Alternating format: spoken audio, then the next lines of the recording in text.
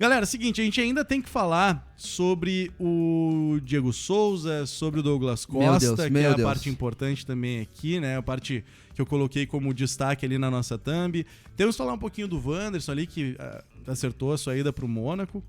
Mas antes disso, a gente tem que também lembrar que o grupo de transição gremista se representa com foco no Gauchão 2022, ou seja, o Grêmio agora, o profissional em si, o time quente, que a gente chama, ele vai se apresentar só no dia 10, tá? Então eles têm mais uma semana aí de férias.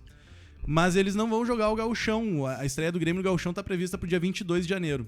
E eles não vão começar o Gauchão, eles vão entrar depois, porque quem começa o Gauchão é o grupo de transição gremista. O profissional vai ter toda uma pré-temporada pra só depois daí sim entrar.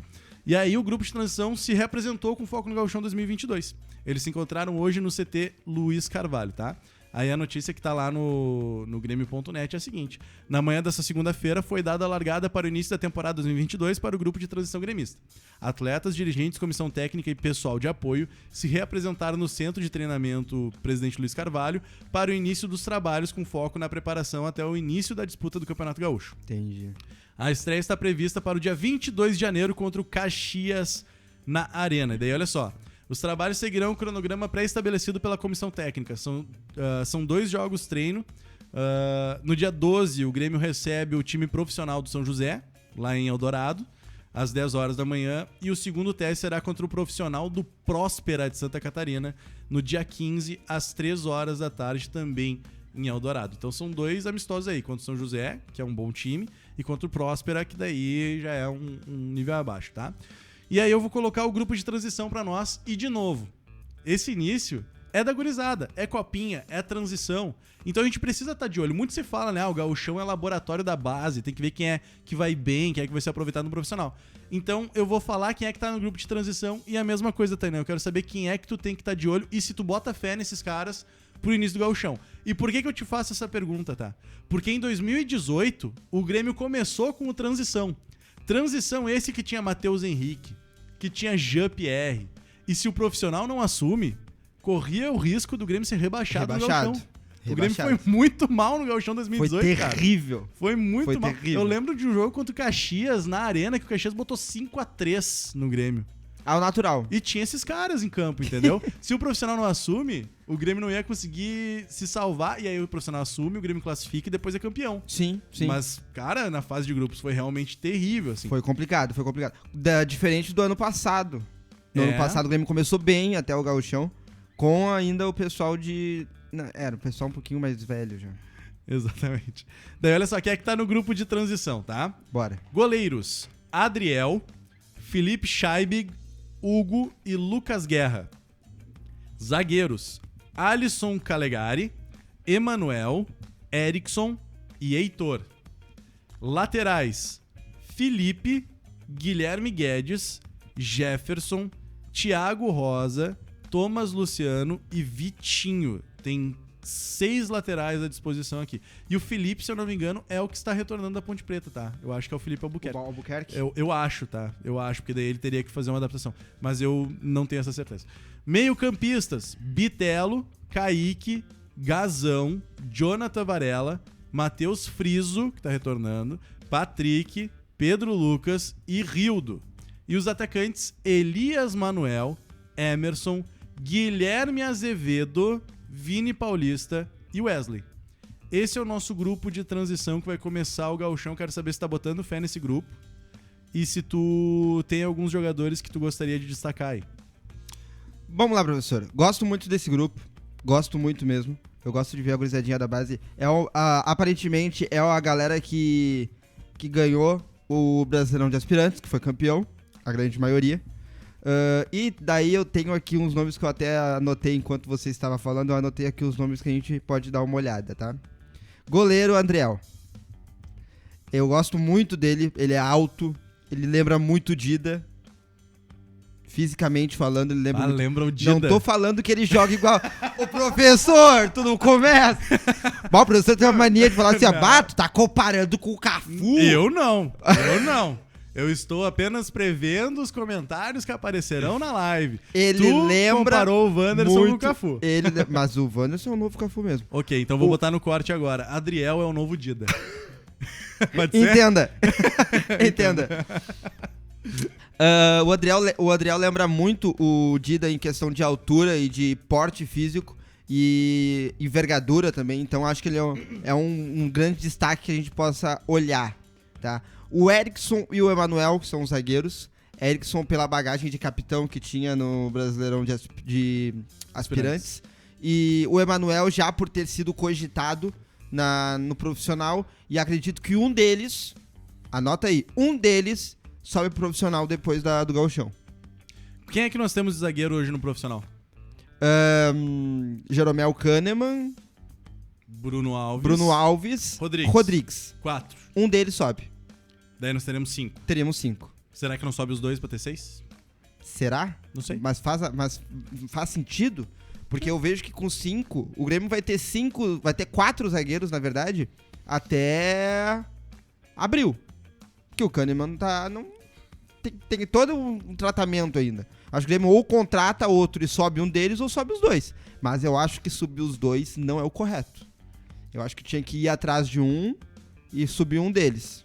Desculpa, olha só. O Gui na atividade. Poderia ter tido o Dedé, mas perdeu. Ô Gui, pelo amor de Deus! Para de pedir o Dedé! O Dedé foi pra Ponte Preta, cara. Agora já era. Sério? Aham. Acertou com a Ponte Preta, o Dedé. Caraca, Ponte Preta. Estão fazendo um time de futebol ali, porque era só o que ele tava jogando ultimamente. Meu Deus. Quando vê... Aliás, olha aqui, ó, informação importantíssima de César Weiler, que está nos acompanhando diretamente das férias dele em Cancún. Vocês estão ligados, né? César Weiler está nesse momento em Cancún, aproveitando uma caipirinha e dançando salsa. Ele diz, Paulo Miranda ainda está. Não surgiu nada de proposta, né? Me bateu um leve desespero. Me machucou. Eu fiquei Foste medo. boxeado por Paulo Miranda agora. Cara, eu tomei um nó tático do César agora. Ah, rapaz, que loucura. Paulo Miranda ainda está. Não surgiu nada de proposta. E nem vai surgir, né, galera? Vamos ser bem sinceros. Vamos ser honestos.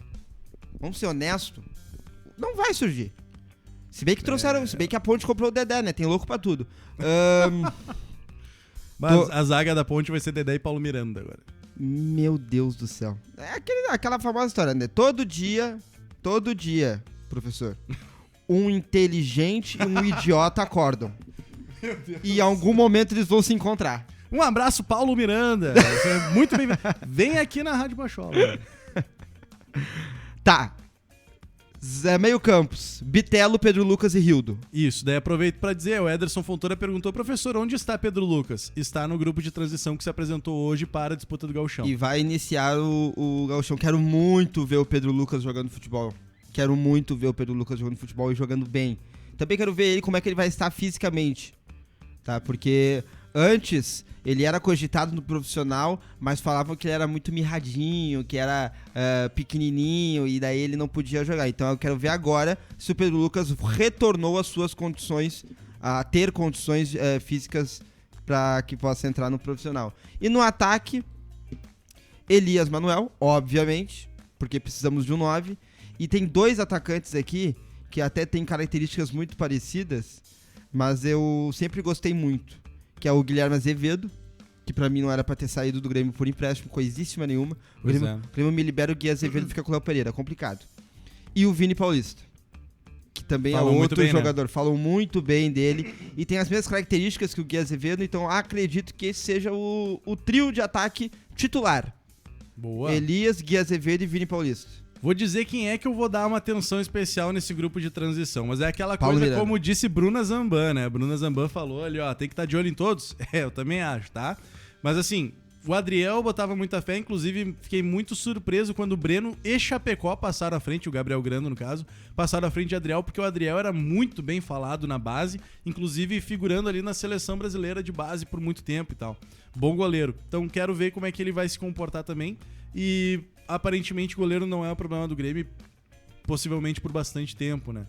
De zaga, eu dou muita atenção pro Erickson, cara, porque eu acho que o Erickson é um cara polivalente, mas no bom sentido, porque às vezes quando tu fala, o jogador joga em várias, daí quando joga em várias não joga bem nenhuma, né? Mas não acho que seja o caso do Erickson, que deixou muito claro que prefere ser zagueiro, mas que foi o capitão do Aspirantes jogando de lateral direito e jogando bem, com segurança, cabeça erguida.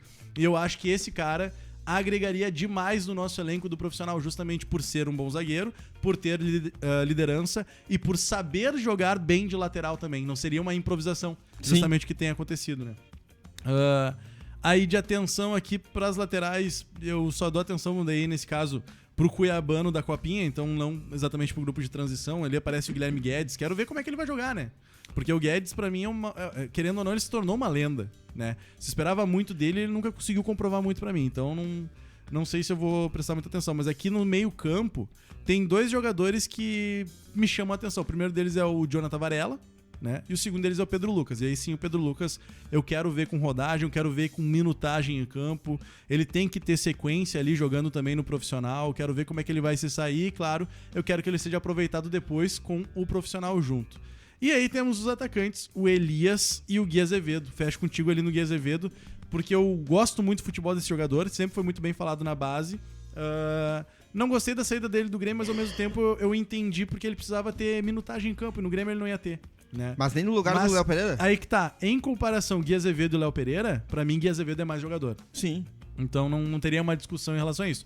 Mas o Gui Azevedo ganhou um pouco mais de minutagem jogando pelo Curitiba e subiu pra Série A, então agora retorna pro Grêmio. Tô curioso de como esse jogador tá retornando e espero que ele vá bem, ô meu querido amigo Tainan.